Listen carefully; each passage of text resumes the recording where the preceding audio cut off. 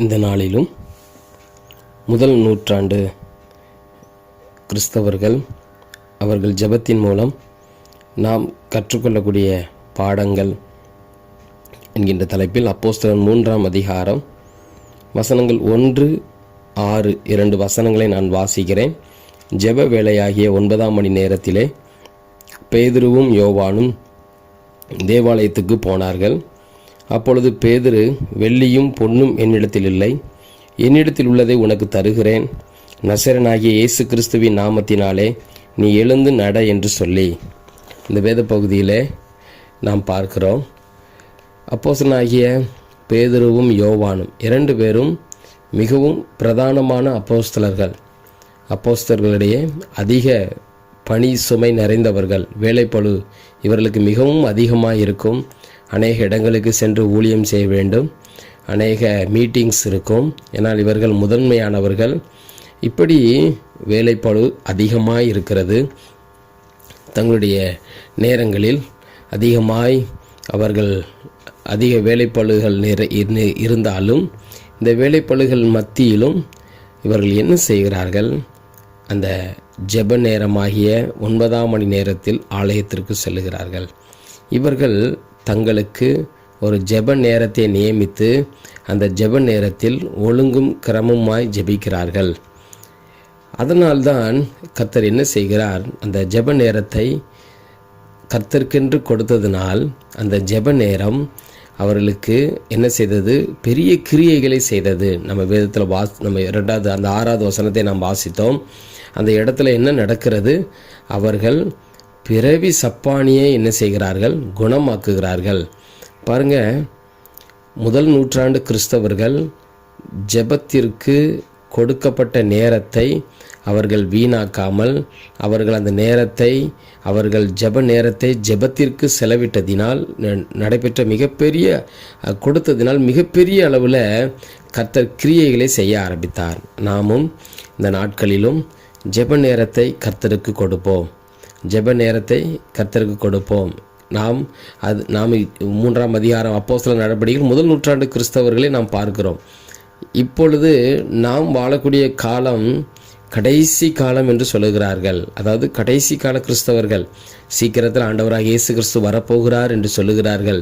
இந்த உலகத்தில் யுத்தங்களின் செய்திகளையும் கேட்கும்போது மிகவும் பயமாயிருக்கிறது. காரணம் என்ன? எப்பொழுது இந்த உலகம் அழியும் என்று தெரியாது. அந்த அளவுக்கு இந்த உலகம் கடைசி காலகட்டத்திற்குள்ளாக வந்துவிட்டது. எனவே நாம் என்ன செய்ய வேண்டும்? நிதானித்து அறிந்து நாம் என்ன செய்ய வேண்டும்? ஜெப நேரத்தை கர்த்தருக்கு கொடுத்து நாம் ஒழுங்கும் கிரமமாய் ஜெபத்தில் நாம் ஜெபிக்கும்போது, ஜெப நேரத்தை ஜெபத்தில் நாம் செலவிடும்போது கர்த்தர் பெரிய காரியங்களை செய்வார். நாம் ஒரு அப்போஸ்தலர் 8ஆம் அதிகாரம் நாம் வாசிக்கும்போது பிலிப்பு என்கின்ற ஒரு மனிதனை குறித்து வாசிக்கிறோம். இந்த பிலிப்பு யார்? இந்த பிலிப்பு சாதாரணமான ஒரு மனிதர். ஒரு சபையின் மூப்பர்களில் அவர் பந்தி விசாரிப்பு செய்தவர்.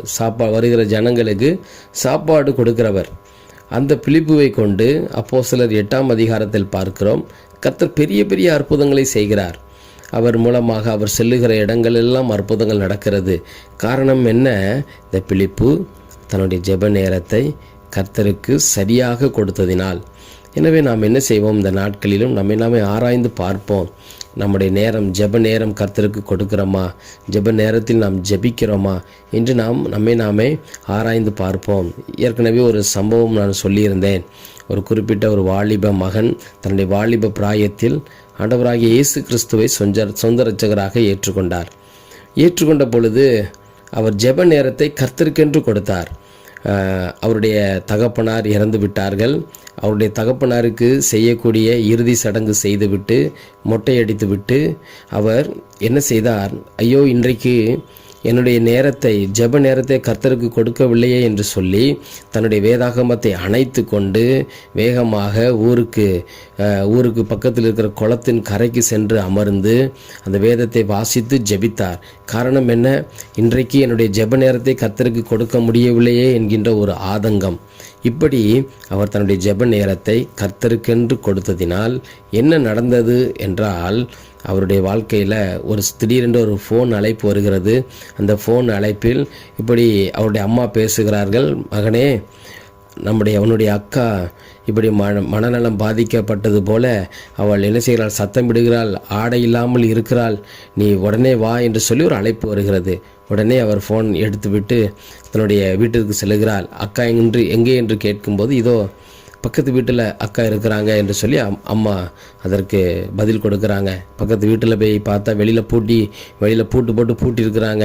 உங்கள் அக்கா வெளியில் ஓடி வந்துடுறா என்று சொல்லி அம்மா பதில் கொடுக்குறாங்க. உடனே உள்ளே சென்று கதவை பூட்டி கொண்டு தன்னுடைய அக்கா மீது கைகளை வைத்து, ஆண்டவரே என்னுடைய அக்காவுக்கு சுகத்தை தாரும் என்று சொல்லி தலையில் கை வைத்து ஜெபித்த அந்த நிமிஷத்தில் அந்த சகோதரியின் அந்த மனநிலை பாதிப்பு, பிசாசின் போராட்டம் அந்த நிமிடத்திலேயே அவளை விட்டு போனது. அவள் பரிபூர்ண சுகத்தை பெற்றுக்கொண்டாள். எனவே இந்த நாட்களிலும் அந்த சகோதரன் இவ்வாறு சொல்லும்போது, நான் என்னுடைய நேரத்தை, ஜெப நேரத்தை கர்த்தருக்கென்று கொடுத்ததினால் நான் எதை கேட்டேனோ அதை கர்த்தர் எனக்கு தந்தார் என்று சொல்லி அந்த சகோதரன் சாட்சி சொன்னதை நான் கேட்க நேரிட்டது. அதே போலதான் இந்த அப்போஸ்தலர் 3ஆம் அதிகாரத்தில் பேதுருவும் யோவானும் அவர்கள் ஜெப நேரத்தை கர்த்தருக்கென்று கொடுத்ததினால் அவர்கள் கேட்டதை கர்த்தர் கொடுத்தார். இப்போ வெள்ளியும் பொன்னும் என்னிடத்தில் இல்லை, என்னிடத்தில் உள்ளதை உனக்கு தருகிறேன் என்று சொல்லி அவர்கள் என்ன செய்கிறார்கள், இயேசுவின் நாமத்தினாலே எழுந்து நட என்று சொல்லி அந்த வாலிப மகனை அவர்கள் ஆசீர்வதித்து ஜெபித்தவுடன் அது அப்படியே நடந்தது. எனவே கிறிஸ்துவுக்குள் பிரியமானவர்களே, முதல் நூற்றாண்டு கிறிஸ்தவர்கள் ஜெப நேரத்தை கர்த்தருக்கு கொடுத்தார்கள். நாமும் நம்முடைய ஜெப நேரத்தை கர்த்தருக்கென்று கொடுப்போம். கர்த்தர் நிச்சயம் பெரிய காரியங்களை செய்வார். Thank you. May God bless you.